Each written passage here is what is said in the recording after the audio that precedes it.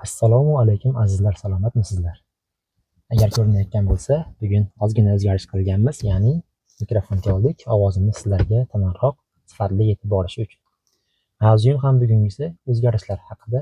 Marhamat, birinchi she'rni o'qib beraman-da, shundan so'ng izoh berib o'taman. Bugungi mavzuyim rivoyat. Qadim bir zamonlardan qolgan. Vaqtida bu meni bag'oyat chuqur o'y-xayollarga solgan.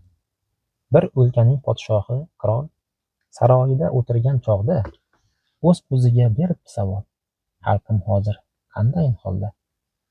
Ancha yilu oylardan beri ko'chaga hech chiqmagan ekan.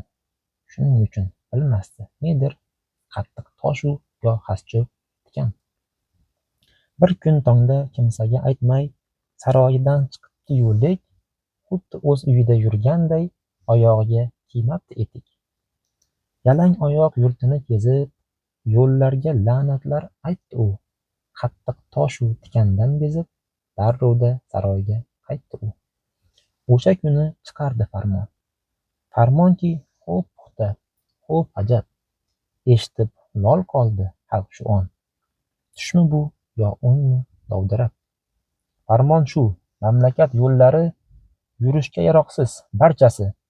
Qoplansin hayvon terisi-la har shahar, har qishloq ko'chasi. Rivoyat shu joyda tugaydi. Qissadan hissasin aytay. Ma'nosi o'zgarish kerakmi? Avvalo o'zingdan boshlagin. Alisher fikrini birgina qatorga jo qilib jamlasak, aytaman bir o'ylab ko'ring, olam o'zgarmas, o'zgarmasak. She'rimiz shundan iborat edi. O'ylaymanki, ko'pchilik tushundi. Bu she'rning mazmuni qirol, saroy, podshoh bu haqida emas, ya'ni bu yerda mazmuni o'zgarish haqida, ya'ni inson avvalo o'zi o'zgarishi kerak, ya'ni jamiyat, odamlar, boshqa o'zga o'qituvchi, shifokorlar, ular, talabalar emas, avvalo o'zingiz o'zgaring birinchi, imkon qadar jamiyatga moslaning. Shu hozircha shunday gaplar edi. Umid qilamanki, sizlarga ma'qul keldi va o'zgarish ovozimiz sizlarga yaxshi yetib bordi. Rahmat, salomat bo'linglar.